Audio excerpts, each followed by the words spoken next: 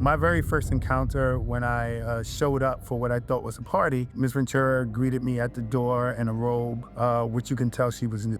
The minute she opened the door, it was an obvious scenario that this was going to be different than a party. And she said, look, you're going to sit here. I'm going to be here. It was two couches adjacent from each other. And we're going to put baby oil on our body and create a an environment. And at some point, my husband's going to come out to watch. From my peripheral, I could see him walk in the room. But the odd thing about it was he came in the room pretty much nude, but he had his face covered with, I believe it's called a hijab or a burqa. So I really had no idea who he was. I am compelled to be here and I have to give the facts of what I was involved in and what I saw. I didn't want to have any bias or anything associated with my testimony that seemed like I was in favor of either party.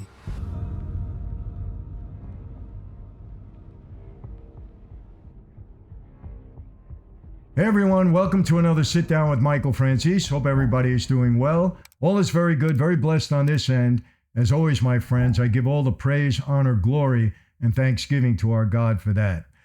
You know, one of the things that seem to be capturing the interest of so many people, not only in this country, but around the world, is this whole Diddy trial. Now, because it's a federal trial, there's no cameras in the courtroom, so we can't observe what's going on. And we have to go by what we read in the media, whether it be on social media, the newspapers online, or whatever we get our news from. That's what we're going by. I've done a couple of interviews about this. People are asking me if the RICO Act really applies to this, to the whole Diddy case. I don't know. I'm having a little trouble with that because he's the single defendant in this case. Normally, a RICO indictment has a lot of defendants. I know. I was, the lead defendant in 3 racketeering cases, indictments, and I always had many co-defendants because it's a criminal enterprise that they're talking about, and normally have more people that are carrying out the illegal, the predicate acts of the RICO conspiracy and the RICO itself. So in this case, my assumption is that there are many unindicted co-conspirators that are now cooperating with the government and testifying against Diddy, that if they had not done that, they would be part of the RICO indictment because they would be co-conspirators. But since none of them are being charged, many of them or some of them are getting on the stand and testifying. They have cooperating agreements with the government, and therefore they're unindicted co-conspirators, even though they may not be called that. That's in reality what they are. Anybody that helped him carry out any kind of criminal activity would be part of the RICO conspiracy. So I hope you understand what I'm saying. But the case has really captured the attention of many people. I had the opportunity to interview a fellow by the name of Sharay Hayes. And I did it while I was in Las Vegas last week. I was there for a speaking engagement, a wonderful engagement. It was a Christian conference with my good friend Ryan Panetta, who I happen to care a lot about. He's a strong business person, a strong Christian, and he runs this Kingdom conference every year, and I participated. I was the last one to speak, or the second last one to speak. It was a great event. But while I was there, I had a Zoom interview with Sharay Hayes. Sharay Hayes was a stripper at one point in time, and he testified in the Diddy trial. And people, I want to tell you something. I want to say this right up front. This is not content that I like to put out. This is not normal. I was uncomfortable during the interview. Now, why was I uncomfortable? Because I'm speaking to all of you. You're watching this, and it's not content that I really want to talk about. I don't want to talk about sexual deviant activity. I don't want to talk about stuff like that. I've never done it. You know that. It's not what I do. But I also don't want to shy away from it if it's part of a situation or a matter like the Diddy trial that you're all interested in, or so many of you are interested in. We don't like the behavior, whether it's RICO or not. Some of the information that's coming out at this trial, we don't like it. I don't like it. I think it's disgusting. It's despicable in a way. So when I'm reporting it to you, understand that it's not content I'm comfortable with. And I hope I don't have to do it further. I really mean that. I'm not comfortable with it, and I don't want anybody to be offended by it, but I'm out there just telling it like it is. And there's some things that he said that we're going to blip out.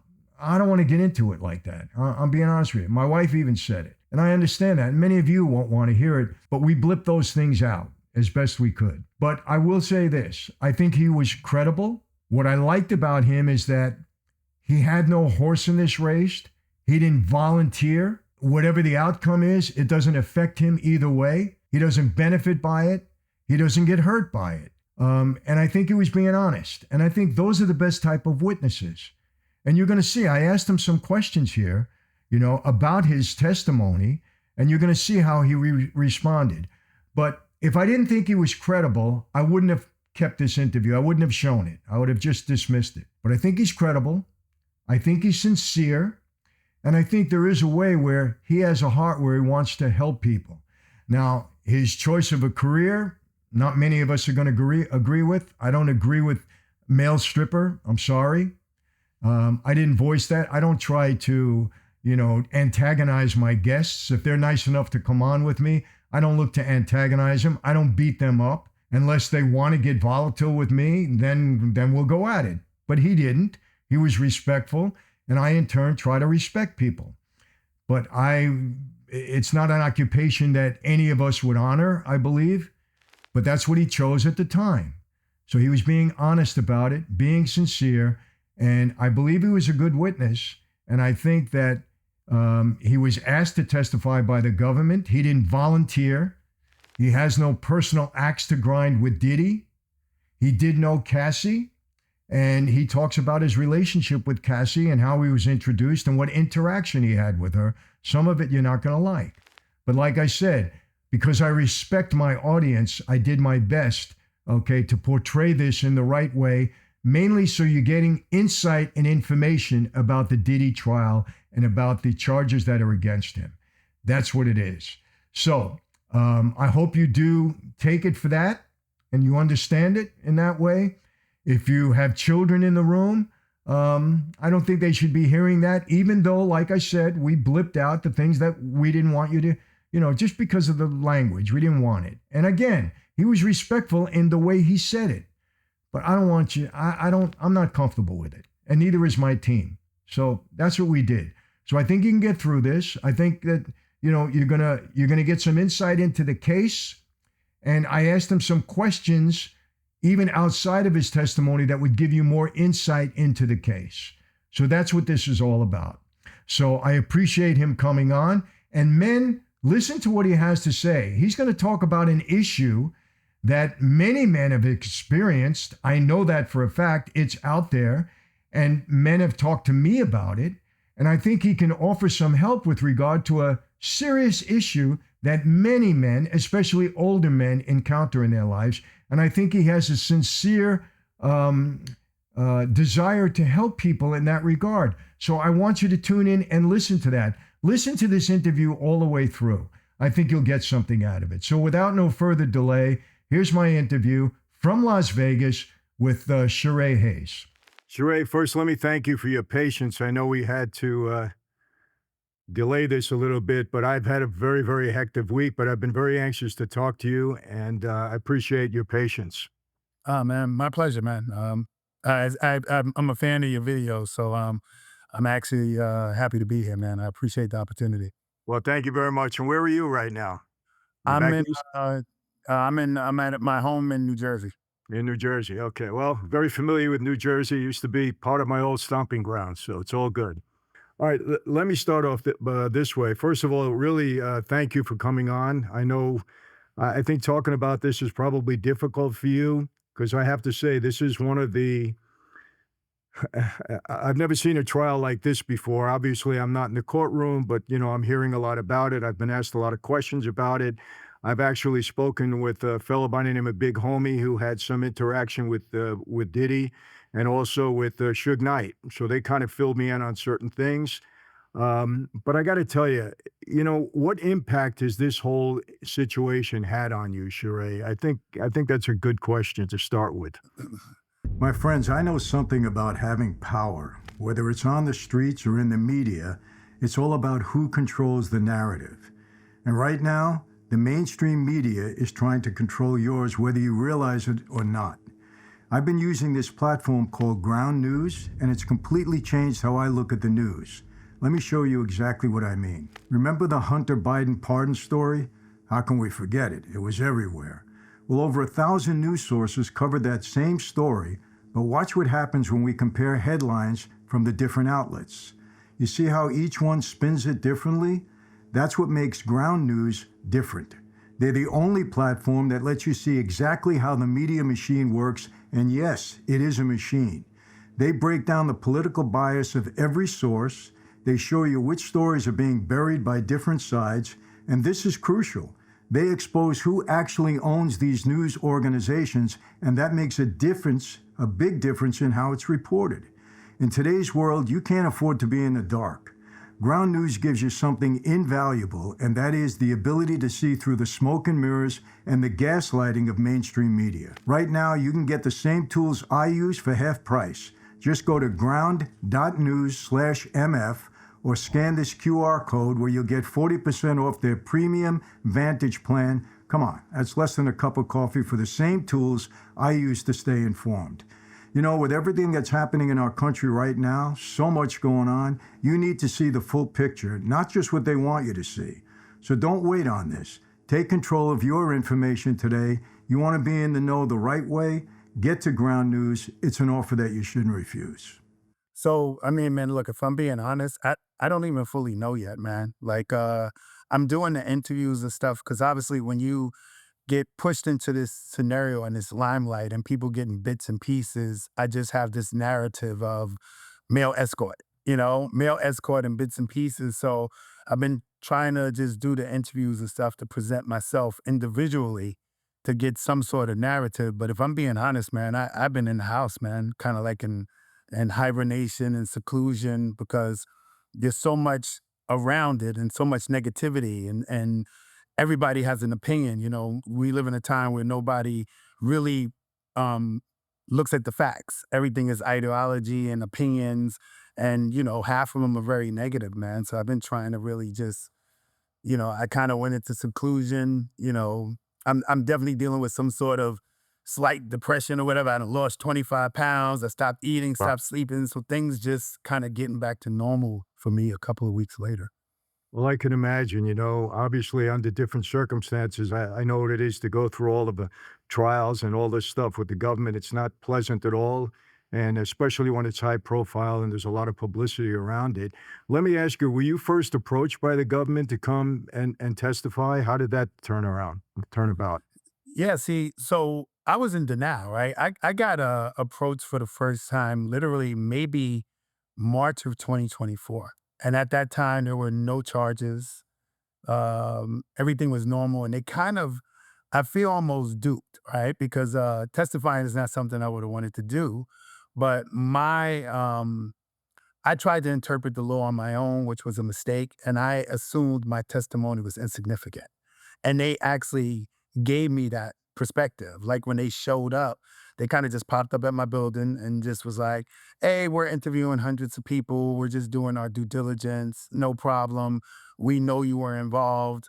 Tell us what happened. And I'm kind of like flippantly, yeah, I went there and I'm assuming Homeland Security came, they mentioned sex trafficking. And so I understood that, hey, look, I only seen them in the same state. I lived in New York at the time, only saw them in New York. I can't help you. And then I said, I didn't see any violence. I didn't see any aggressions. He seemed in her right mind. So, but I'm still answering the questions. They give you this subtle, almost threat that you'll be fine as long as you tell the truth. So I'm gonna tell the truth.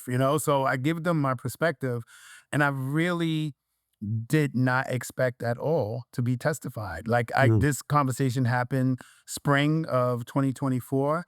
I didn't hear anything back to December of 2024. And even when they contacted me then they didn't say you're going to be a witness. They told me it's around the time we got to turn over our notes to the defense. So we got to turn your name over. You could be contacted. So I'm like, oh, well, whatever. I'm still thinking I'm insignificant.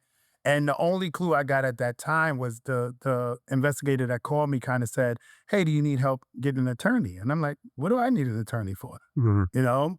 And so fast forward to about March, late March, and then I get a call again like, "Hey, do you need the attorney?" And I said, "Listen, why would I need an attorney?" And they said, "Hey, look, it's a strong possibility we call you." And that's how I found out, and I really was in denial, man. I didn't think they were using it.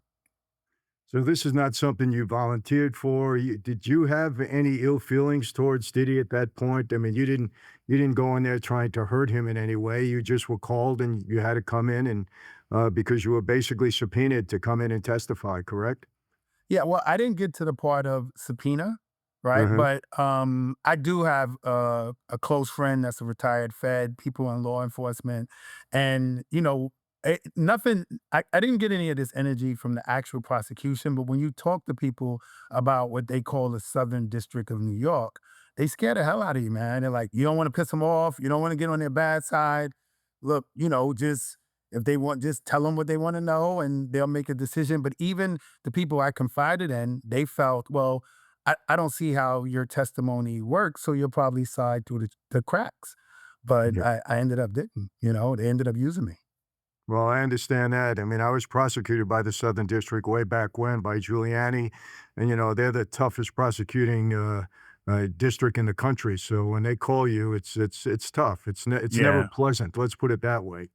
But let's go back. I know at one point you were called a Punisher mainly because you're a great basketball player, correct? And Yeah, that it was a name kind of nickname stuck I with you. I picked up from the parks in, West 4th Street. Okay. And at some point in time, you had an encounter with Diddy and Cassie, and that was back in 2012, I believe. Yeah, around September, early October 2012 was the first encounter. And can you tell us what happened to how you were contacted and what were the events that occurred after you were contacted?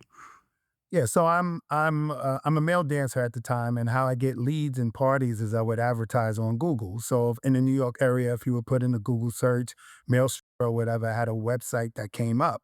So I don't think they were personally looking for me.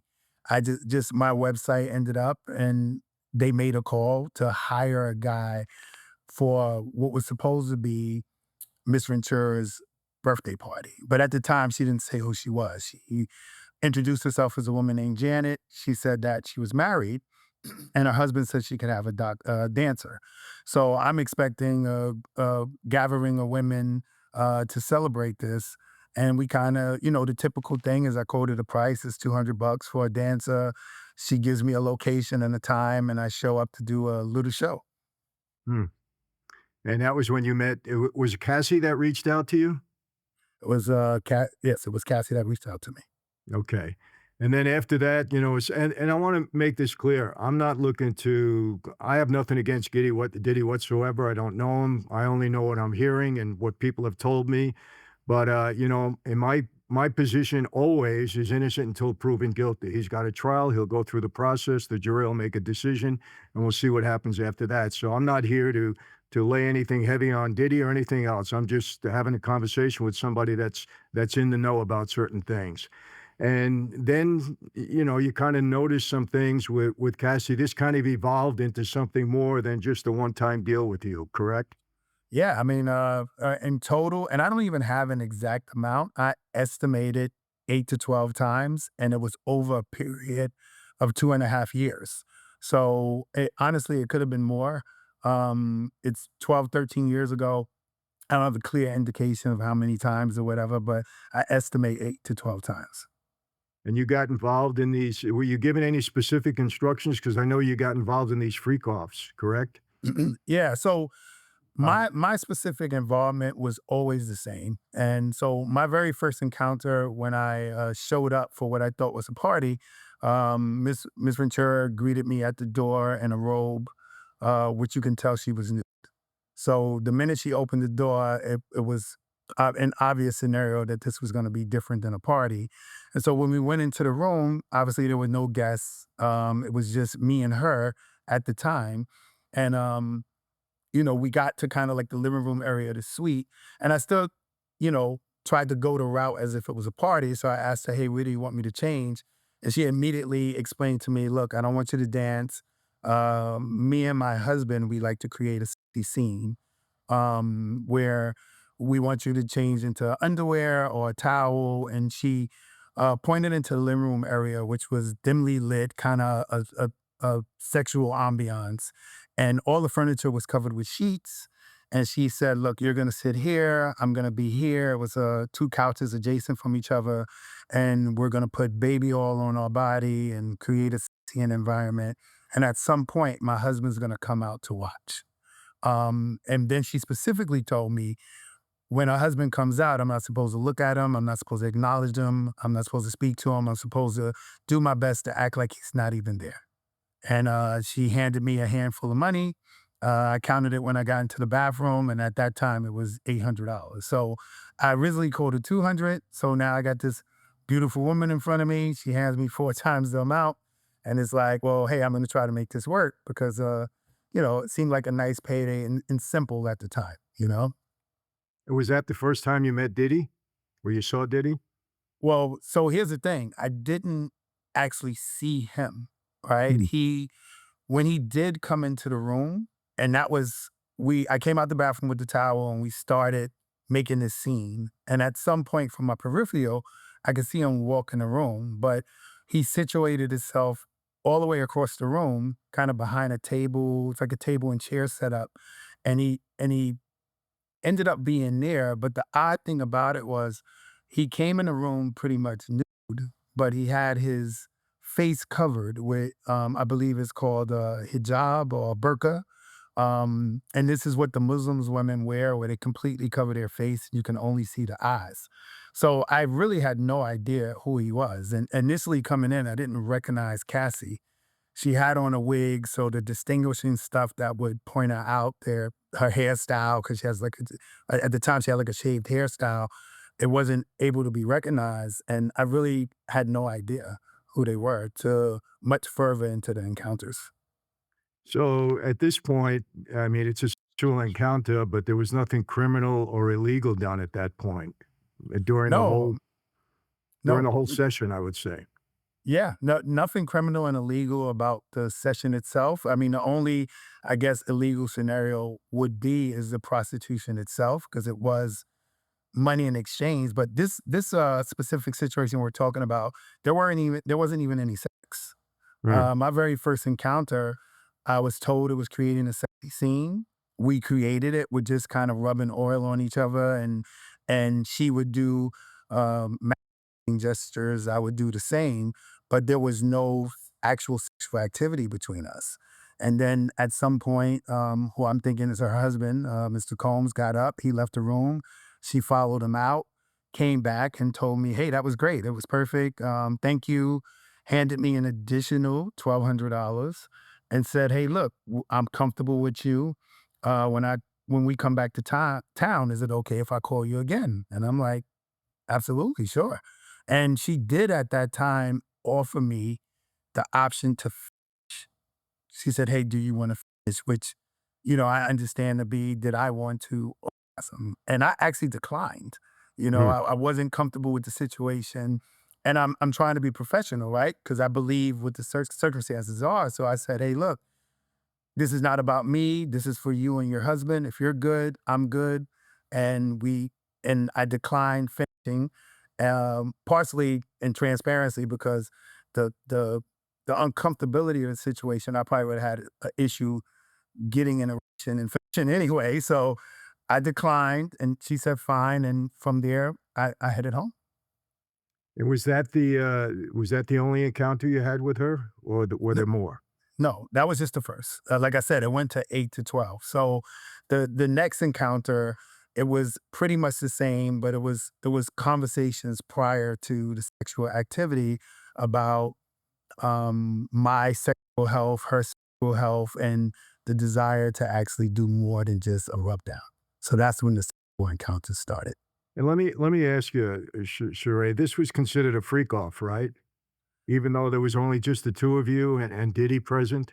'Cause, Yeah, my impression was that there were always a lot of people present at these freak offs. yeah, I think there's a misconception that, Mr. Combs he's known for throwing these elaborate parties that you can go to a place of the party, and I guess there's sexual activity.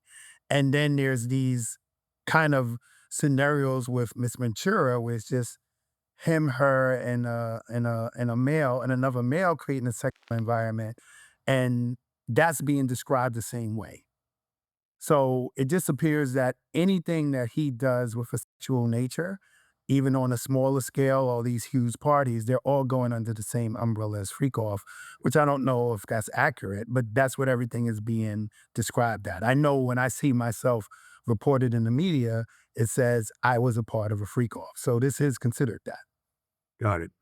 During any of this time, did you ever see any, indication that Cassie might have been in an abusive situation with Diddy? Not at all. Not at all. I always felt it was consented. I always felt everything was I always felt she was in her right frame of mind. Not She didn't appear to be under the influence of any drugs or anything like that. And I never seen any interaction between them that seemed something that was distressful for her. The only thing that I did say in my testimony was that I saw moments of what I would consider frustration and her reaction, but that was based on directions. Like during our encounters, he would give directions, which was mainly about is candle lit? Could move the candle a little bit more, move whatever. Can you move to the left? Move him to the right. You know what I'm saying? Like these things. And sometimes they were repetitive and very specific. So I would see maybe like you know what I'm saying? Like that type of Yeah. stuff, but nothing that would resemble her being in distress. Do you know if, were these being filmed at all, or they were just encounters for his pleasure only? So I don't know. I don't know. We It was always in a dark room, and it could have very well been a camera or something set up, but nothing that I knew was present or that I consented to. I had no idea. Yeah, the reason I ask you that, because I think, part of the allegations against Diddy is that he would have these films so that he can have a blackmail and again, these are the allegations not coming from me, that he would be able to blackmail if anybody were to turn on him, but you didn't get any indication of that. No, no. I mean, I could have very well been filmed, but I have no idea. Let me ask you, on cross-examination, how did the, defense try to portray you? Did they try to beat you up at all? Did they try to discredit you? No, that was surprising to me because it was actually the opposite. They actually took a route of creating more credibility. So I guess once they heard my initial testimony, and I'm saying I didn't see any aggression, it seemed consented. My the attorney, I think his name is Xavier Donaldson, he went the route of bringing up the fact that I've been a male entertainer for 25 years, Mhm. and it's accurate. When you walk into a room as a male entertainer, and it's a room full of women you never met, you have to quickly assess the room because you're trying to entertain them in a sexual nature. So I have to read the room to make sure whoever I'm going to is comfortable with the activity. So he kind of harped on that. Look, you've been doing this 25 years. Would you ever go to dance on a woman or engage with a woman who was uncomfortable with you interacting with her? And the answer is absolutely not. I have to be able to read the room, get to a woman's comfort level and assess that. So then he kind of shifted that narrative to the situation with Miss Ventura. Well, look, based on your knowledge, your expertise of doing this all these years, if you were to notice her being uncomfortable or in a place out of her mind or not in a proper state, would you have proceeded? And the answer is absolutely not. So I was expecting kind of a tough, because all of my, they do the mock courses. Right. So, and their expectation was to discredit and stuff like that. But he actually went a completely different lane and provided more credibility. Well, that makes sense to me because I think their major defense here in all of this is that all of this was consensual. Nobody was abused. Nobody was forced into this. Nobody was, physically abused, but this was all consensual relationships and sex. So it would make sense that they would treat you that way. That's why I asked that question. Did Cassie ever, say to you that she was, obviously we saw the video of what happened in the hotel, so we know that there was that one incident. But did Cassie ever express to you that Diddy was abusive to her in any way? No, I mean, we actually, other than very, very cordial initial conversation, when I would arrive, hey, how's work, how's things or whatever, we didn't get into a lot of personable conversation. It was kind of like stuff. So in terms of her confiding in me of anything that could have been going on, it wasn't. I mean, most of the conversation was, again, just checking in on what's going on with me and surfacing. One time I had like a scar on my arm. She mentioned, "Hey, I got some scar cream." Gave it to me. Try that. And she more or less just thanked me for being keeping their identity and what they do private. In terms of, obviously this has been going on for years, and they didn't get any um, feedback or indication that I'm talking about it publicly and putting their business out. So no, absolutely not. I had no indication. And when this ended with you, did it just you just weren't called anymore? Did it end on a good note, or they just didn't need your services anymore? How did it end? So I never had a full reason why it ended, but my assumption was it had went a long period of time where I had not been called. Let's say maybe about 6 months, and during that period of time, I had an injury. I tore my bicep. So, and anybody knows about that injury, it's a rough injury. You Mhm. can't work out, you can't do anything. It's a long healing process. So, after going through that healing process and getting called, me myself, I know the physical condition I'm usually in is not the same. And also, with that long period of time, we're in kind of like a sexual scenario. And one of the directions were very specific. We were doing kind of like preliminary stuff. And one of the instructions was he wanted to see penetrations. So he kind of walked over in the middle of us doing a massage thing. And he actually threw up like a wad of condoms on the couch. And he basically says, I want you to, and Mhm. honestly, the time in between was never really a comfortable scenario for me anyway. I couldn't perform. Hmm. So I always assumed the fact that I could not perform that time and I'm showing up months later, not in great physical shape and stuff like that. I kind of felt like, well, this is a fail. I did not make the fantasy that I was hired for. So I assumed that could be a reason why I wouldn't be called back. So that's my assumption. Um, but that's kind of how the last situation went. And that was the last time I was called. And you never spoke to Cassie again after that? No communication That was it, whatsoever. nor did he. No, so here's the thing, I never had communication with Diddy the Yeah. entire time. No, ironically, I never spoke to him. I never had even direct eye contact with him. The first time after all these instances that I had direct eye contact with him was leaving the courtroom after I testified. Wow. And I think it's fair to say, Sharay, that you have no interest in which way this turns out. If he's guilty, he's guilty. If he's innocent, he's innocent. You have no horse in this race, so to speak, correct? I don't, man. Actually, that is something that I really wanted to portray as solid as possible with my testimony. I am compelled to be here and I have to give the facts of what I was involved in and what I saw. But I didn't want to have any bias or anything associated with my testimony that seemed like I was in favor of either party. They got 12 jurors there. That's their job to decide.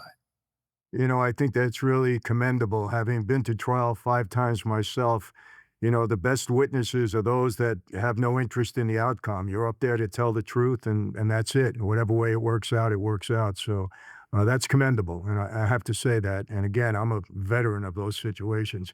Let me ask you, you wrote a book, "In Search of Freezer Meat" is the title, right? Yeah.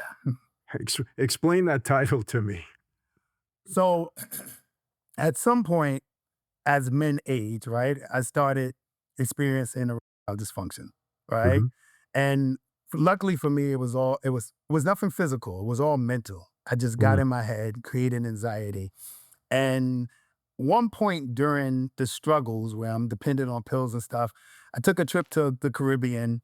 I'm out there with this beautiful girl. We're on this beautiful beach. It's like a paradise environment. And we get in the water and we start messing around. And it was unexpected, right? So for whatever reason, I'm calm and I'm out in the Caribbean and she reaches down and I am steal, right? Mhm. And which is not my norm. And for some reason, when this woman got a hold, she said, "Man, this thing is hard freezing me." And man, listen, it was like a euphoric moment, man. It was like, oh, because I was living in a place of low confidence Mm. and not feeling my masculinity the way I needed to because I'm struggling with this issue. So her giving me this compliment was like this moment on top of the mountain. So after that moment, I was always searching to get back to freezing me, Mm. So I kind of played off of it with the title of the book because, I actually said this on the stand, but what's harder than freezing me, right?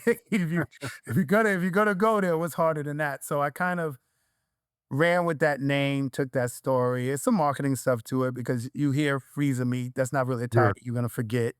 And it's just really a self-help book where I'm trying to help men who are going through mental issues to try to be proactive because some guys you just give up. When you can't find a remedy, you give up.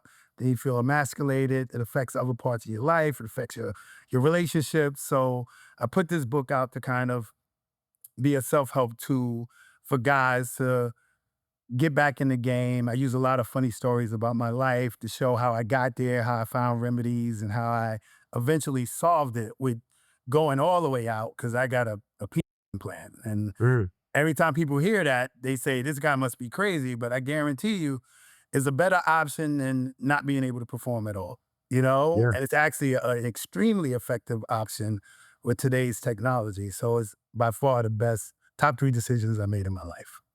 Well, let me tell you, it's certainly I think it's a bigger problem with men, especially as they age. But even now in younger men, I'm understanding because of all the pornography on online, it's affecting younger men also. So I think any memoir or any book like that that's encouraging to men, to help them deal with that situation because most of it is mental and emotional. It For a is, man. It great is. deal of the time, that's what it is. So I'm glad you wrote a book like that, and I'm sure a lot of people can benefit from it. Really. Oh man, I appreciate that, man. And honestly, the feedback it's a catch-22 because I'm getting a lot of publicity because the book was mentioned in the trial. I actually told the story about Cassie and Diddy in the book without any names because it was written prior to the trial.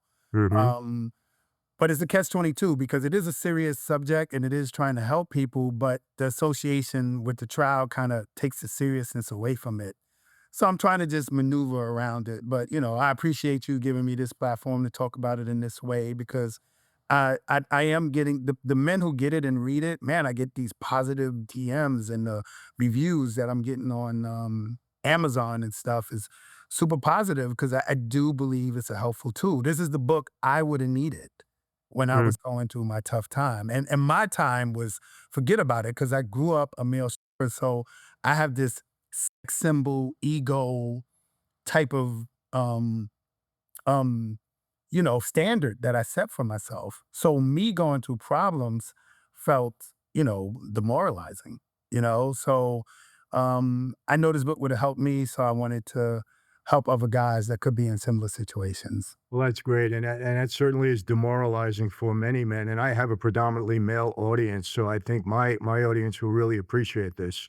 So obviously, there'll be a link where they can go and get your book from here, and we'll certainly get it out there for you. Uh, Let me ask you this, Sheree. Being in this industry somewhat, so many things are coming out now between the whole Epstein matter and the Diddy matter that the industry, the entertainment industry is rife with sex. It's all about sex and these parties and, unfortunately with underage women and men. So I recently did an interview with a gentleman by the name of Paul Hutchinson, and he's very big into human trafficking, and he was involved in the Epstein case. He actually financed and was one of the characters, predominant characters in the movie Sound of Freedom. I don't know if you're familiar with that movie. oh It no, was I'm not. about I'm not. the human trafficking of young girls. and You know what? I boys. did hear about the movie. Yeah, it was kind of like a quiet it was a quiet movement about it, but I never got a chance to see it. Yeah, but it seems like, high profile people, people in, high positions, these kind of encounters, not only with Diddy, but with others that may not have been highly publicized that we're not aware of, but these sexual parties and encounters, they seem to be, rife in the entertainment industry. And you being in the capacity that you were in, did you happen to notice that? Were most of your calls from people in entertainment or people in high profile places? Yeah, so what I do notice is that over the past, I want to say 5 to 7 years, like I do a weekend, every week meal review show. So it's a club full of people. And what I notice is become the norm is I get more and more couples. Like they come in every single weekend now. And it's this dynamic where the guys bring the girls in and the girls are interacting with the guys who can tell they're in relationships and stuff. And then there's usually a solicitation associated during the fact for more. And this was never a part of I've been in the business 30 years, right? So there's been a movement of it. And the more you hear about it, there's these lifestyle groups where for some reason there's just a very, very open idea of parties and swingers and this was something that was very taboo for many years, and now it's not even just the ultra rich celebrity clients, but it's down to just the normal middle class. Everybody's involved in this movement as it's almost like a fad, like it's the thing to do. And I have noticed it's been a huge uptick in this type of behavior on all levels. So, do you think that, all this that we see on the internet had anything to do with it, this rise in this kind of behavior? And that's just a curiosity question for me. You know what? Absolutely. Absolutely. So I'll start with myself, right? Being a young man that, being a regular young man, right? At 22 years old, if you flashed me a set of books, I was excited, you know? And then I became a male dancer, and now I'm in clubs full of women every single weekend, and I'm actually paid to for physical contact, right? Physical contact is just as much as you want. So at some point, I got desensitized from Mm. just the physical visual of the contact, and then it became more mental, right? So that was my experience. So now when you bombard just on your phone all day long, all day long, all day long, you're gonna get desensitized to the kind of stimulation that would be beneficial to you if you didn't get it all the time. So then you set the threshold higher and higher and higher. And I think that's happening to our society on a whole. It's just everything is just so oversized that people are pushing the envelope to much further places to get stimulation. So I think you're spot on with that. Let me ask you a question. The ED that you experienced, what do you think brought it on for you? So it was this pressure, right? So first of all, I have this reputation. I'm the punisher, right? So any woman who meets me, she's expecting me to fly into the bedroom with a cape, right? I'm supposed to create this experience. And listen, I wanted to, right? I wanted to live up to the expectations. So what I ended up doing probably unnecessarily at an age where I didn't need Cialis and Viagra or whatever, I'm popping it because I wanna hit 73 home runs, right? You know what I'm saying? I don't want 30 home runs, right? I wanna hit 73 home runs, right? So I'm popping these pills early, not understanding that if I put too much pressure on myself and I get the anxiety, it's going to stop it anyway. So once I got to the point where I'm anxious about my performance, I'm over medicating and the pills are not working.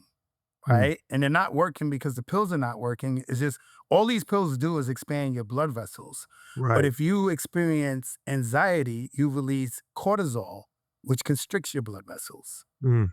and the cortisol is stronger. So Part of the reason why the Diddy story was in the book was because that situation created so much anxiety for me that you're supposed to take 120 milligram Cialis. I'm taking, well, one didn't work. Let me take two. Let me Mm, take a Cialis and a Viagra. You know what? Let me ride around to some gas station. My friend said, this stuff is good. Let me try this. And now I'm on 100 milligrams or 150 milligrams of something that should only be 20, but the anxiety is still not working, right? Because I still can't achieve it. So now I lose faith in getting in an erection. And I think what you alluded to earlier with young guys getting problems early, they probably did the same thing that I did. They're medicating and using enhancers when they don't even really need them. And then if they run into any scenario with the enhancers, now they're losing confidence and probably experiencing anxiety. mhm. So that's good for men to know if you really have an ED situation that taking Cialis or it doesn't really help. It doesn't. Yeah, if your ED is being caused by anxiety, Mhm, you can't counteract the restriction of blood flow by the pills. The your anxiety is going to be more powerful than the pills. mm. That's really interesting. So let me ask you a question. From this point on, what are your plans for your future, Sharay? What do you want to do now, and how has this really impacted your life as far as future plans? I mean, in one good way, I guess, although it had nothing to do with the Diddy situation, you wrote a great book that's going to be helpful to men, and that's a good start. What's your future plans? Yeah, I mean, you just kind of pegged, you kind of just aligned it, man. Like, I do want to hopefully take this platform, right, and hopefully I can reach enough men and not just write a book, but I started a website is freezemeed.com, and I actually want to offer consultations. I ended up getting a P implant myself, and literally after a year of me having it, my dad got one, then his neighbor got one, then a friend of mine got one.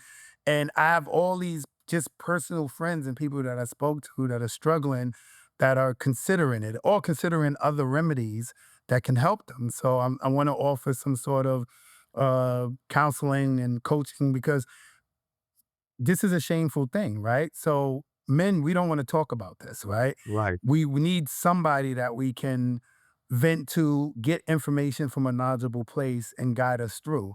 So I know there is a void in that also. So I do want to offer for guys that are considering or that's going through stuff that needs answers. Maybe there's a consultation route where I can offer help in that realm. And honestly, man, just my mail review business is pretty solid.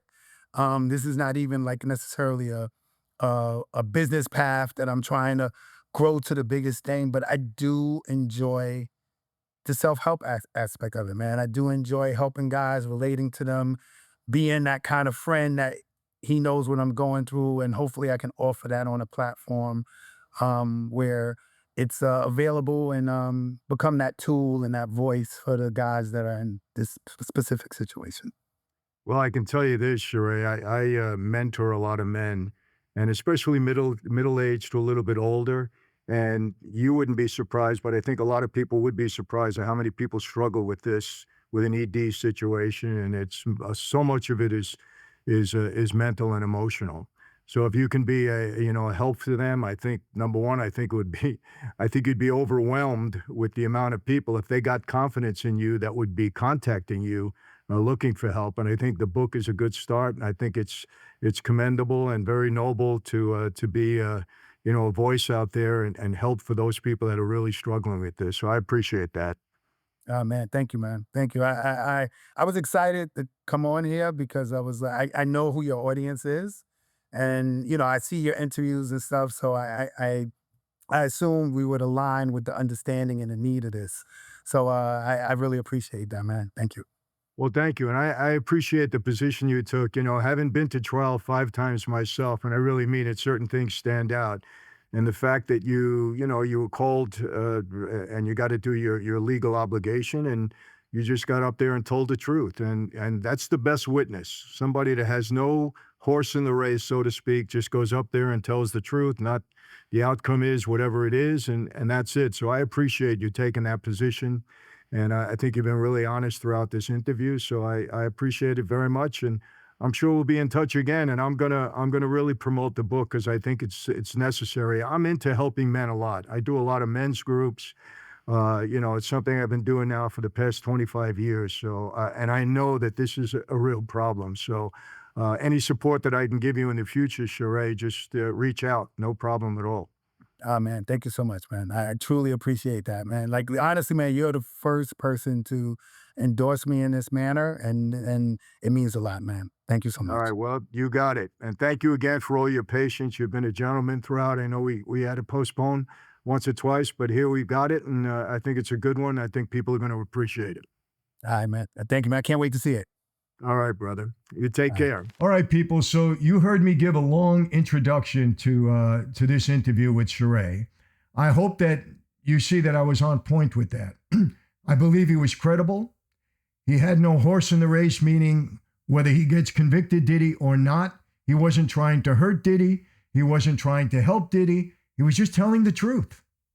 And that's it. I think he was honest. You can judge by his answers, by his demeanor, whether he was honest or not. I believe he was credible.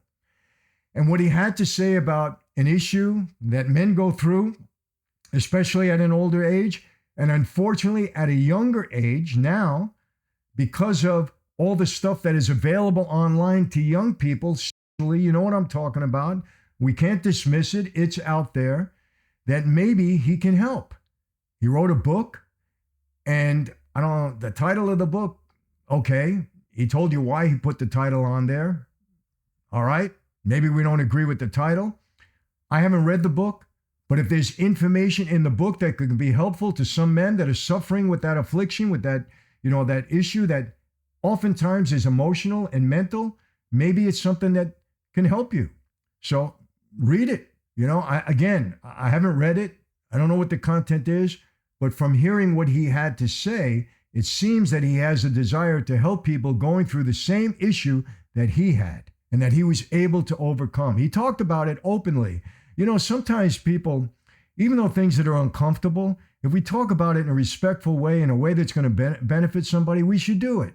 People suffer with certain things that they're embarrassed to talk about. But these are things that are part of life, and we should talk about it when we can, if we can be helpful. If we can offer some kind of, solution, some kind of fix, we should do it. A remedy, we should do it. So in that regard, maybe you should pick up the book and maybe contact him. Maybe he can be helpful to you. He seems to have a sincere desire to do that. So I, again, was uncomfortable with the interview, but I was pleasantly surprised with my guest because I believe he was honest and credible. And I bring you that information for your benefit, for those of you that are interested in this trial and what's going on. And many people are. It's a hot topic. And we try to give you, my perspective on things that are of interest to people. So there you have it. Sharay Hayes, thank you for being a guest. Thank you for tuning in. We appreciate it very much. How do I always leave you, people? Same way. Never going to change. Be safe. Be healthy. God bless each and every one of you, your family, your neighbors, your community, your loved ones. And please, for those of you that want to be part of a community, michaelfranzese.com/family. I'm telling you, jump on board. You don't sign a contract. You're in and out if you don't like it, but I know you're going to like it. I know you're going to love many of the people that are involved. I know you're going to love this feeling of community. Why? Because these people are telling me that. We're seeing the result. We're seeing how people are bonding. Jump in there. It's what we need. If we're going to unite America, we got to do it in a grassroots way, from the bottom up, so to speak, from the communities up. It's people like you and me that are going to do that. We can connect this world. We can connect this country, cities, communities. We can do it. michaelfranzese.com/family. And lastly, franzesewine.com. You're going to love the wine. You're going to love the price. Jump on there. Enjoy it for Father's Day or any time in between. God bless each and every one of you. Yes, I'll see you next time. Take care.